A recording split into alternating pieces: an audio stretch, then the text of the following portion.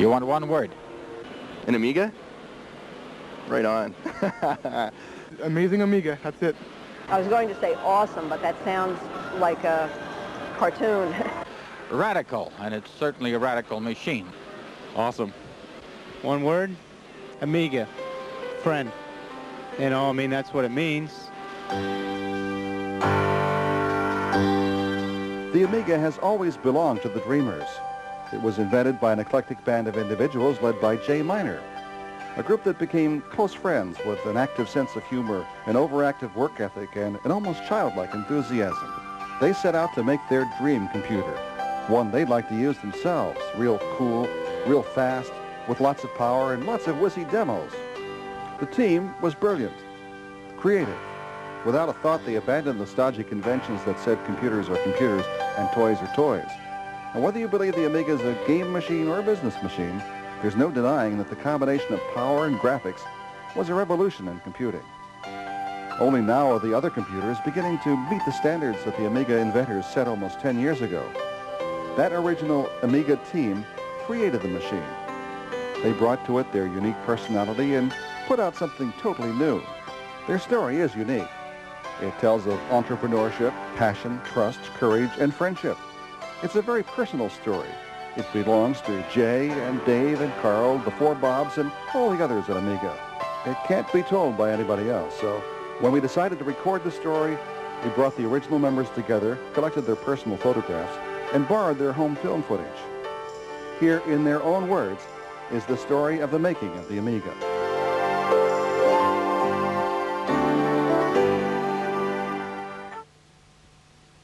Well, it was in 1982. A friend of mine that I used to work with at Atari came to me and said, "Hey, Jay, let's start a new company. I'm tired of this one." And I said, "Well, fine." I said, "I'll do the chips for it, and I'll be the vice president if I can do the chips my way." My original vision of the machine was as a low-cost entry into the computer field via the video game area. Video games at that time were really hot, and all our investors wanted was a video game. But I wanted something that could be expanded into a real computer.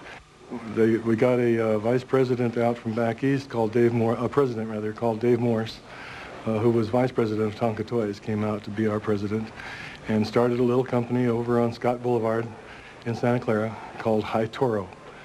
And High Toro later got its name changed to Amiga Corporation. High Toro. High Toro, which is interesting. High meaning big, great, grand.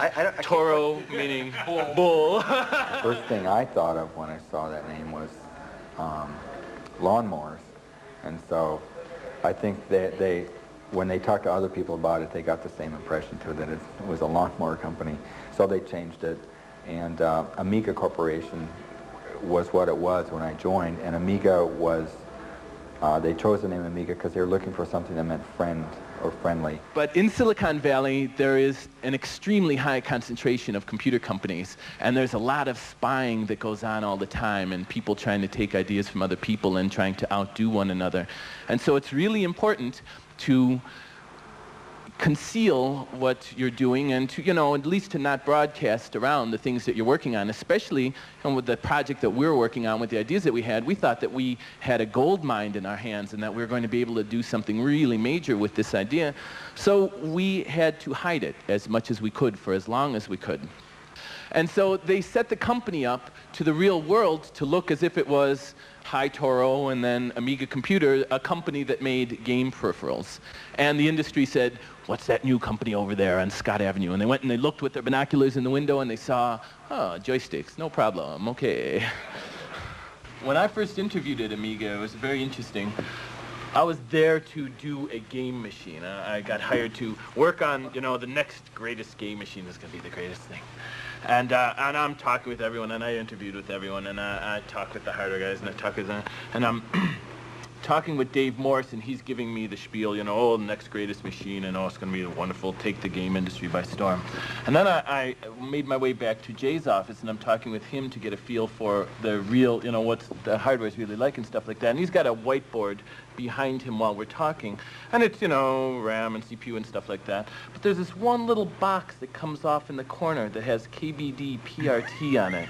It's a keyboard port on a game machine? There's this other little box down here, EXT, DRV, external drive on a game machine? So I go back, I talk to Morris and say, game machine, right? Game machine, yeah, game machine. It's gonna be, I go, Jay, game machine? He says, yeah, game machine, yeah, game machine.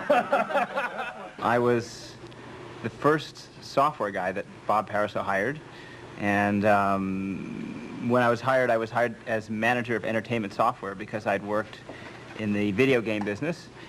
And I soon found out there are not a lot of starving startup companies that want to put aside all their other projects and work on a vaporware computer, which it totally was back then.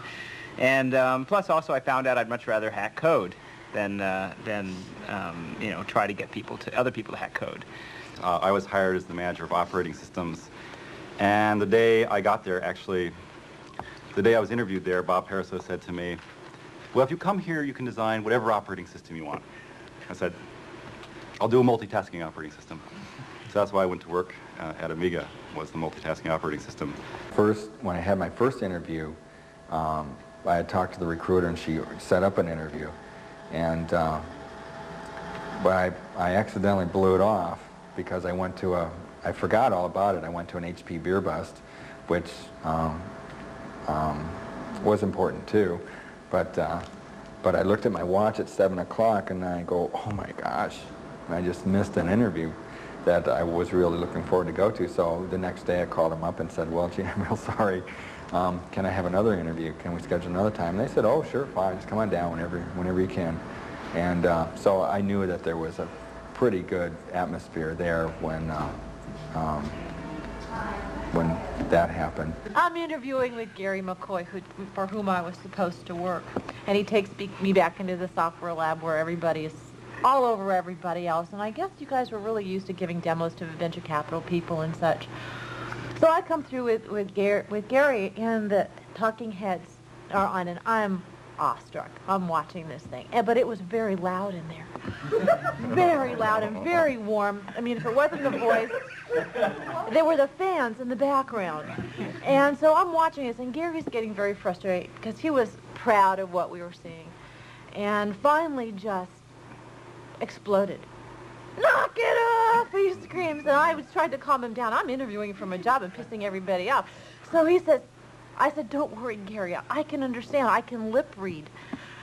And so after the demo, Sam comes up to me and says, really? Could you read the lip? And I looked at him, I said,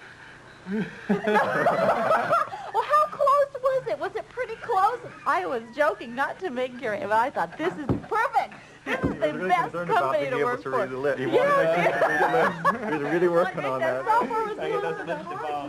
Well, now that Jay is here, I can tell the story in front of Jay, so he can agree that, in fact, it's true. Everybody seems to think Jay is the father of the Amiga. And when you look at Jay and the real father of the Amiga... Is this on my badge? Yes, that's so right on his badge. Even they made the same mistake. It's quite natural. One magazine back in the Amiga days got it right, but everybody laughed at it like it was some sort of a joke, but it was actually the truth. Jay was holding Mitchie in his arms. Right next to Mitchie, it said the father of the Amiga, and up here it said Jay. And yeah, this is Jay, the father of the Amiga. We knew inside that this was a true story because we're sitting there at our desk designing stuff, and Jay, who sat in front of us, was sitting at his desk designing stuff. And he'd get to some spot where he wasn't sure. Well, do I put this gate here? And he thinks about it and see, draw a gate. And he'd look down at Mitchie. And Mitchie would go, and so he'd erase it. And he'd draw another gate. And he'd look down at Mitchie. Mitchie would go, and so then he would put that gate in. We know because we were there. Mitchie did the Amiga. Jay, Jay did the drawing. It's all right. It's okay. But I wanted you to be here so that you could not shoot me. Allowing people to be different is terribly important. This guy would come to work in these huge, fuzzy bathroom slippers. Or bare feet. Michael Plotnick would come to work in purple sweatpants. We could go on and on and on this way. I came to work with my dog, you know.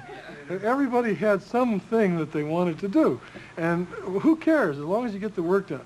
There was magic. I can't describe it. From the day I walked in and I saw that demo and I saw everybody contributing, cooperating, always a smile, always a smile, always the optimistic attitude and care for somebody else's happiness and participation and success. One person was not going to let somebody else fail because that would mean the failure of the whole project. We were trying to find people that had fire, that had a spirit, that had a dream that they were trying to accomplish. Carl Sassenrath, the guy that did the exec for the machine, was his lifelong dream to do a multitasking operating system that would be a work of art, that would be a thing of beauty. Dale Luck, the guy that did the graphics, this was his undying dream since he was in college to do this incredible graphic stuff. And we were looking for people with that kind of passion, that kind of spirit, and more than anything else, the thing that we were looking for was someone that was for people who were trying to make a mark on the world, not just in the industry, but on the world in general. We're trying to get we're trying to look for people that really wanted to make a statement, that really wanted to do an incredibly great thing, not someone who was just looking for a job.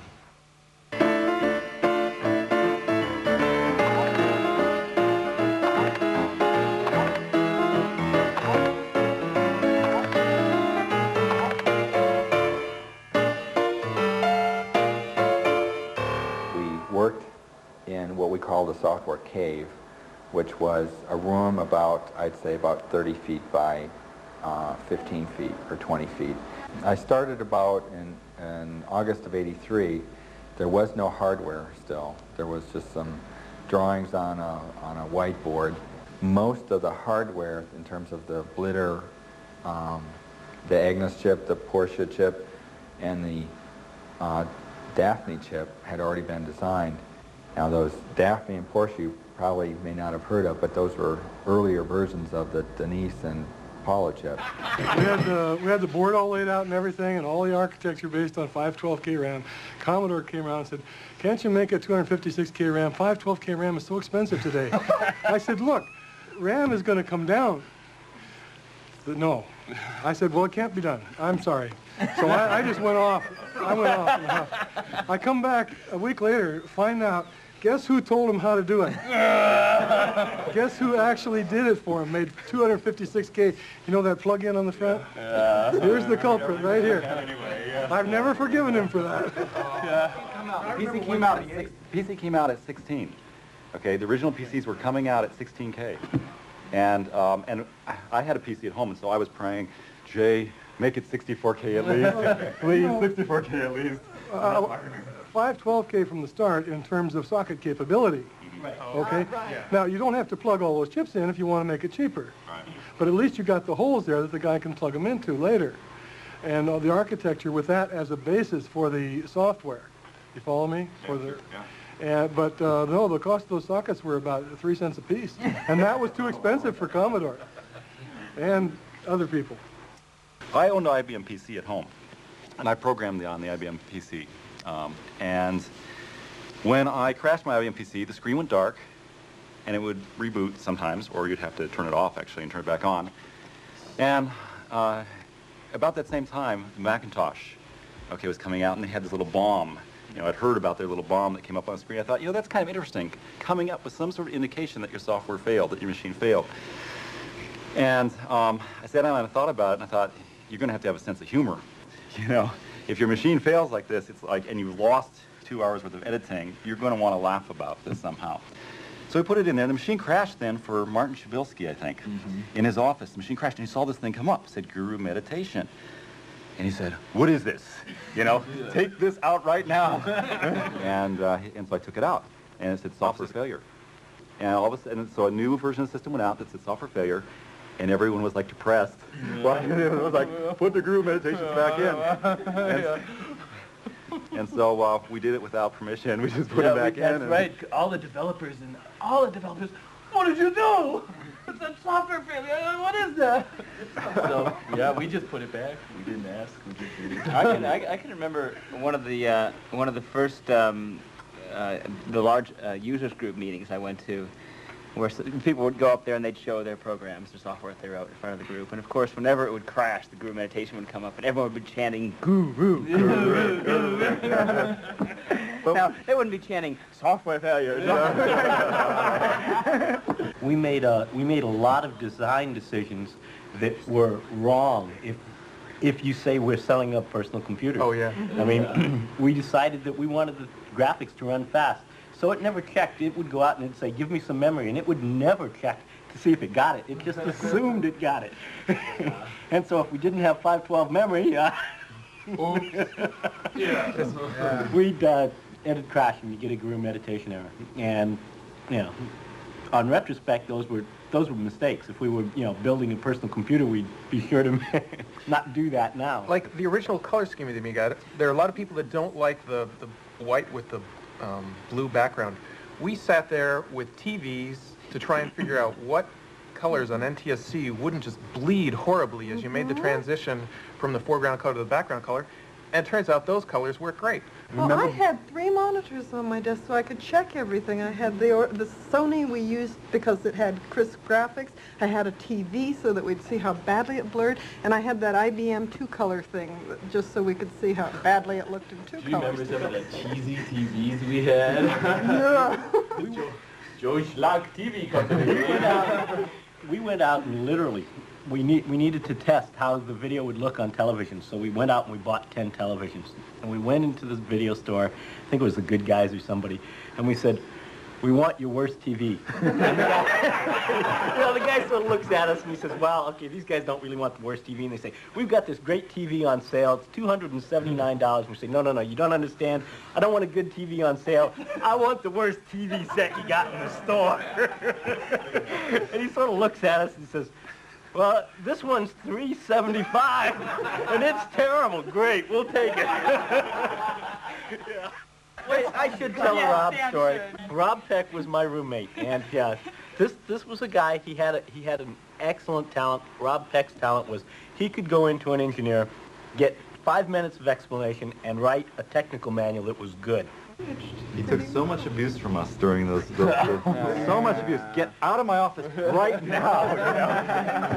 I remember when you were writing Graphicraft and Rob and we were putting together the manual, but the program hasn't been written yet. And then I had to turn around and make the program look exactly like those pictures. A third-party vendor was doing this painting program they were going to call Graphicraft, and it was coming out pretty bad. And the only reasonable solution was to get someone who was going to be able to do it right. But you couldn't go find another company. You couldn't get, and there was all kinds of things got in the way with getting the job done. So Archie just did it. He went into his room and he did it. It was after 3 weeks of writing Intuition. He closed the door. The door opened once. I remember it. The door opened once. The door closed. And all those chicken bones came out. And it came out. He came into my office and he said, "How do message ports work?" So he went into a conference room. I explained message ports. He went back to his room. He closed the door. And like a week and a half later, he opened the door and Intuition was done. And then there was Graphicraft. And it was like the next week it was Graphicraft. Closed the door. And then 3 weeks later, he opened the door and Graphicraft was running and you could use it.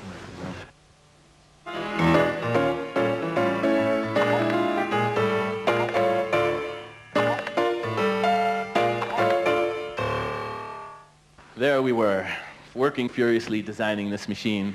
Software guys with absolutely no hardware whatsoever to develop on. The hardware guys working like maniacs trying to get the hardware to work, failing miserably. The software guys were filled with glee. Because we got to take vacations, We're sitting out in the back, smoking cigarettes, enjoying ourselves, and no, I'm just kidding. We, in the software group, actually, were not willing to wait around for the hardware to come together, so we spent a lot of time pretending that we had hardware. And the way that we did that most often was to create little pieces of software that emulated the way the hardware would work, emulated the way those 3 custom chips would work. And it was starting to get real important for all of this stuff to come together well, because this is now getting on to the end of 1983, and we were starting to run out of money. It was starting to get pretty tight with money, and it became really apparent to us that we had to make a major showing of the stuff that we had done so far at the January CES show. 2 weeks before CES, we're getting ready to bring it in. Dale has worked out this stuff for line draw. There's no line draw in the hardware. And the other guys and the software guys saying, come on, Dave, you can do it. Put line draw in the hardware. What are you, nuts? There's 2 weeks before. These things break every time we breathe. You can't turn lights on and off. Some wire falls off the pin. You want me to change the design, rewire it. All these guys are going to go put line. You're out of your minds. No way. Bob Pariseau comes in and says, yeah, Dave, we have to have it, and jokingly grabs my arm. Mitchie, this nice little dog, this dog that I have not even pretended to like, leaps to my defense. Here, Pariseau was grabbing my arm, twisting it. Come on, Dave, you can do line. Mitchie jumps up, attacks poor Pariseau. What could I do? I did line draw. I had no choice. Mitchie came and saved me from a fate worse than death. And yep, so we did it. We squeezed and we ran and we screamed. And hours before CES, in the middle of the night, you and Dale are in there writing code and stuff. And they were sitting in Chicago working under the bench. So the hardware first came together about 9-10 days before the show. And the hardware guy said, here you go. Okay. So here's what they delivered to us. Most of you probably know that inside the Amiga are 3 high-performance chips. And the first pass at designing the hardware for the chips was, of course, not to actually do the chips, but to create something in hardware that performed like the chips would perform one day. This is actually an illustration of the Agnes chip. This is the real one, by the way. This is the one that we first had, the first one that came together. And I think there's eight breadboards on there. And each one of those boards had about 250 chips. So, you know, times 8, lots of chips. Unfortunately, lots of things can go wrong with lots of chips. And there were 3 of these, one for each of the chips. There was also a 4th one that was the breadboard itself. The whole machine also, by the way, was called Lorraine. Lorraine was our code name for what we were working on.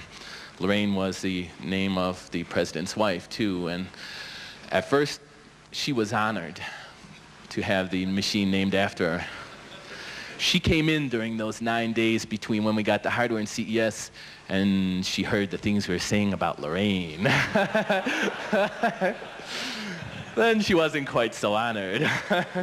All the while that we were working, we had hardware guys that were constantly on call. Here, for instance, is a picture of one of them. They were there the entire time that we were there. There was always some hardware guys there. The software guys came and went.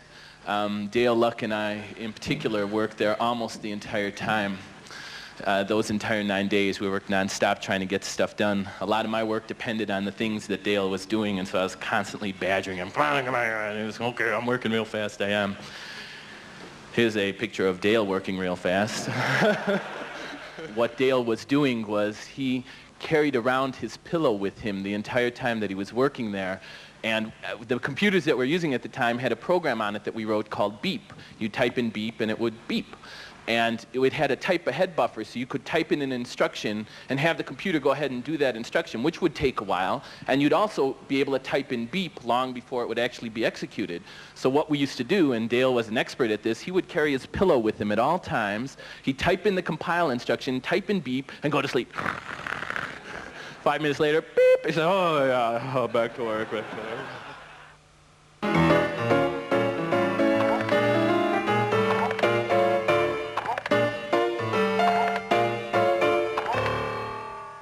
So back to CES. This was our booth. They had on the right-hand side little tiny part with, you know, games around the outside and joysticks and stuff. And over here on the left, they had this massive, huge area with no windows and no way to know what's going on inside of it, and one door with this enormous burly guy that said, yeah, what do you want? You know, anytime you wanted to come in, anytime we wanted to take anyone back there, we had to bribe the guy $50 to let us in, you know? I was like, okay, go ahead, okay, go ahead. And inside that back room is where we showed the Amiga. The entire day of the show, we would bring people in one after another, and it was a great experience. And if you'll pardon my grammar, during the entire CES show, the one most oft-repeated comment that we heard was, oh, shit. Because, of course, no one had ever seen a computer back in 1983, or January of '84, do the kinds of things that this machine did. Here's a picture in the middle of the demonstration at CES. This is Bob Pariseau, who was the original Amiga evangelist, and boy, he used to do a song and dance that you wouldn't believe. The guy was incredible. Sitting next to him is Glenn Keller, one of the great hardware whizzes of the project, and it may look like that he's assisting Bob Pariseau at the demo, and Bob Pariseau is rolling merrily along, but in truth, the hardware just died. And it froze on a picture, fortunately, so Bob was able to continue as if everything was okay, but Glenn is working furiously in this photograph trying to get the thing to work again. At CES, we'd always have the same failure every time. The same set of chips would blow up, and I knew which chips were. Glenn pointed them out the first time, so these are the chips that always blow up, Dave, every time we have this little static problem. Jay thought we were brilliant. The system would go down. Yeah, we'll go look at it. Change the same chips every time, no matter what was wrong, and it would fix it. It was a trick, Jay. It was a trick. We knew what that. That's where the bouncing ball really started, was one late night at the Consumer Electronics Show in Las Vegas. And, but around 11 or 12 o'clock, I guess pretty much it was over. People were going to go back to their rooms, but RJ and I decided we had a few things we wanted to do back at the convention center where CES was. And so about 4 o'clock in the morning, after, I think we had about a 6-pack of warm beer left over too that we'd hidden in the, you know, those little stands that they put plants in. And I finally got it to where I thought it was reasonable, and I fell asleep. And about 8 o'clock in the morning, we got woke up by the guys coming back in to the booth, and they're like, their mouths were dropping, and they're going to go out and bring all the potential customers back in and say, look what this can do now. Later on, we finally did. We added some stuff that were desperately needed for the next CES show, and we added the horizontal so that it would bounce left to right besides just up and down. And one thing that it desperately needed was the sound. I envisioned something that was like boom, boom, like something really big and ominous and it was going to blow your socks off. And so we searched around to get just that right sound, and we finally, after a lot of experimentation, we got Bob Pariseau took one of these foam bats, and we had 2 of them that we used to work out disagreements, and was starting to hit different things. And then Sam would record the sound on his Apple II, and then he would massage the data so we could play it on the Amiga. And we finally came up with a perfect sound, which was Bob hitting an aluminum garage door, you know, one of those garage doors that goes up and down, and Sam on the other side with his microphone digitizing the sound that was reverberating through the garage. And so that's how the bouncing ball, the bong sound was developed. And it was a great show. It was a moment of great success. You know, everyone who saw it was awestruck by the thing. A lot of the software developers agreed to get behind it. Some hardware people said, you know, it's interesting. We want to know more so we can start to design hardware for it. And we were ecstatic. We were in heaven.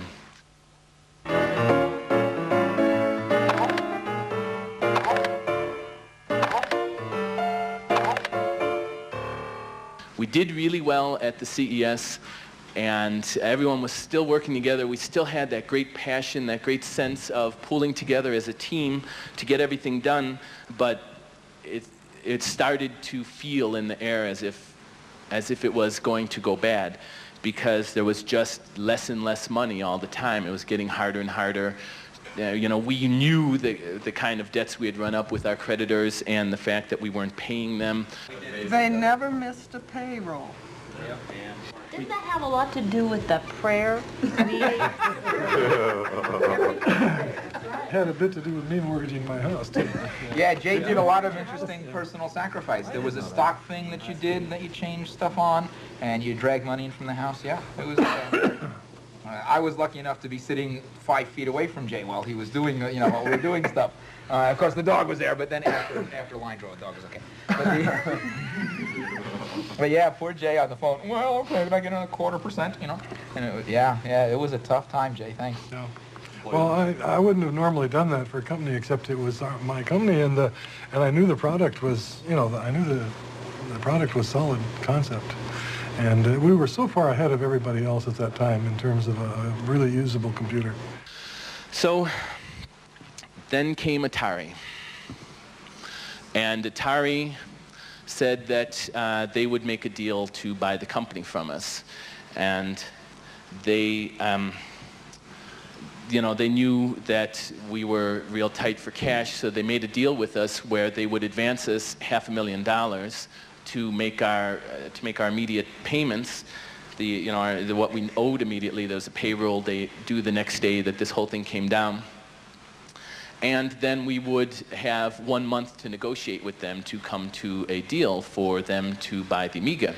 And so Atari came in and they said, okay, we'll give you $1 a share for your Amiga stock. And we said, $1 a share? God, in our wildest dreams we had thought $50 a share, you know, $75 a share. We're going to be rich. It's going to be great. God. $1 a share was ridiculously low. So Dave Morse said, you know, $1 a share is ridiculously low. And the Atari guy said, okay, how about 85 cents a share?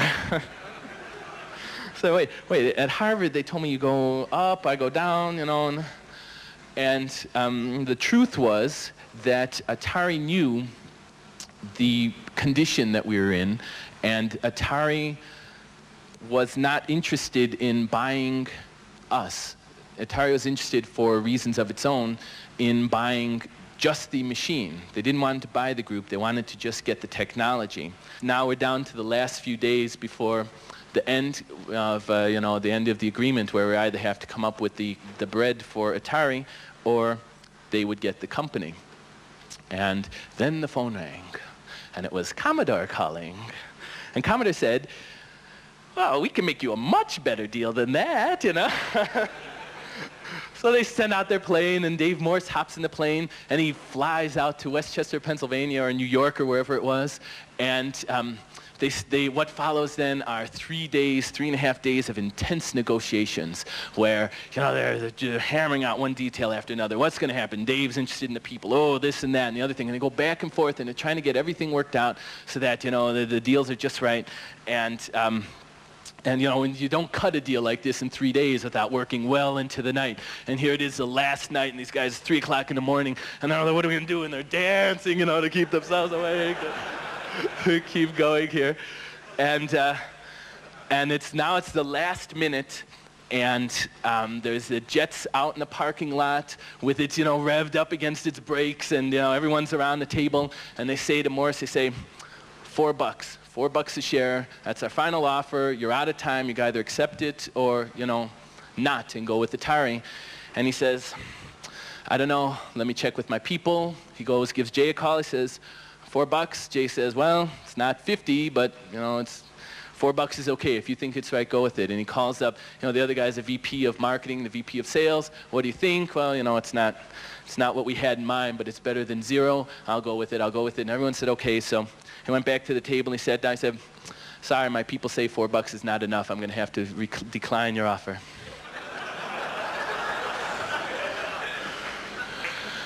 They said, well, how about for $0.25? He said, okay.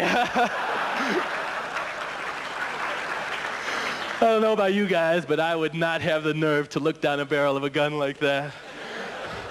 So they write him out a check for $500,000. He hops in the jet. He flies back to Atari headquarters. He walks in the front door. The lawyers are big fat lawyers with their huge cigars. Morse, yeah, glad to see you. Come on in. We got some papers for you. He takes that check. He slams it down on the table. He says, "See you, boys. I got a plane to catch." Yeah. God. Oh. And all of a sudden there was Commodore and there was money. Yeah. And then there was a big building and the blueprints. Remember the blueprints? Yeah. Like, this is how we're going to do the offices. And like, how do you want to do software? How do you want to do hardware? That was Los Gatos building.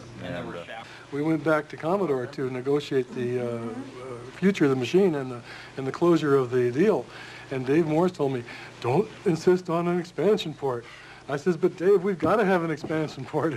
You know, who's going to buy a computer that you can't expand? Right. And I insisted, you know. Dave said, well, you know, we're liable to not close the deal, and you're liable to lose your job. And all right. that's the way it is. We're glad you did. Commodore gave in and said, okay, expansion port. There'd be no Amiga today if it weren't for that. I think so, too. So the getting of the machine to slide from a game machine into a business machine happened relatively effortlessly, like I was saying, for two reasons. First of all, because the hardware guys were smart all along, and second of all, because the base of the operating system was designed such that it could do that. Right, we had a multitasking, library, device, interrupt-driven, preemptive, priority-based operating system in a game machine. So how did it happen? I mean, where did that come from? I mean, I know where it came from for me. I joined the company because it was a dream that I wanted to chase. Was that same, you know, with everyone in general, or? Yeah, I think so. To say that it was just a family atmosphere doesn't really say it, but I think that there was, I was just thinking of working late at night, working on a CES, and it wasn't, we've got to get this done or the company's going to fail. It was like, of course we've got to get this done. This is it's our collective effort. This was, I don't know how to describe it, but there was camaraderie, family. It doesn't really describe it, but there was people. It was kind of like all the cousins, all the brothers and sisters and cousins were in this office in this room together. We're all working because there weren't people beating us. There weren't stockholders. It was just, we've got to get this thing done, and we've got to do what we have to do to make it happen. There was the dream of the machine, and there was the dream of the company. And the dream of the company was, when we went to work there, we were offered stock of the company. We owned the company, and we knew that there weren't a lot of big investors. I mean, there was Jay, and there was Dave, and we knew them. They worked there. It wasn't like mystery people investing in this company. It was our company. I mean, we really felt, at heart, it was our company. Jay and Dave made us feel that way. But you know, I've heard a lot of people say interesting things here. Howard's trying to find a word to describe it. You're talking about the group here and stuff like that. For the first few years after Amiga, you probably know I spoke a lot and told the story of the early days of the Amiga a lot, and invariably by the time I'd get, you know, I'm running out of time, I got to kind of wrap things up here, I'd get to talking about what it really meant from my own perspective, what we were trying to do, what it really meant to us. And I would always end up feeling sappy, you know, like, because I mean, like, you know, how it's unreasonable to talk about a business as, you know, we weren't just friends, we were friends, and we weren't just doing a job or creating a machine, we were chasing a dream. The most important thing I learned of all of this was, you know, when I'm just this kid from the south side of Chicago, you know, and I got involved in this whole thing, but I'm still just this guy. And the truth of the matter is that anyone could do this. I proved that finally to myself, that I could go off and follow a dream and have it come true for me. And you could too.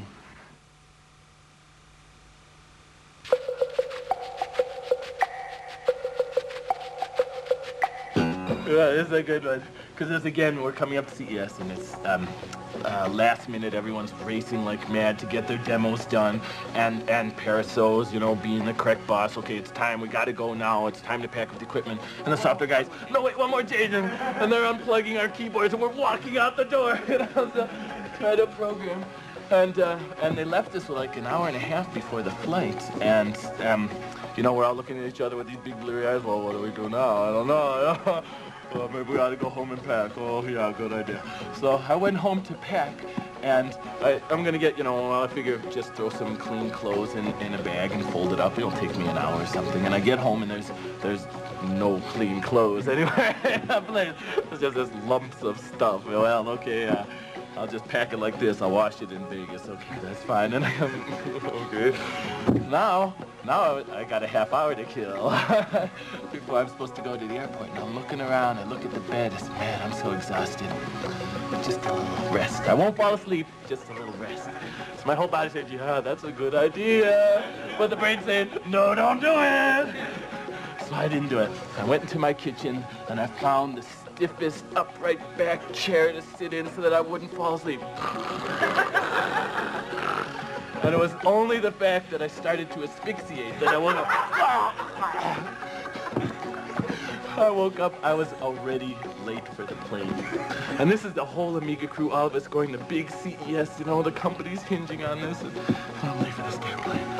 And the plane was already supposed to have taken off by the time I left my house. And I lived like 15 minutes from the airport. And due to distortions in Einsteinian time-space continuum, I drove so fast that I got there before I left my home.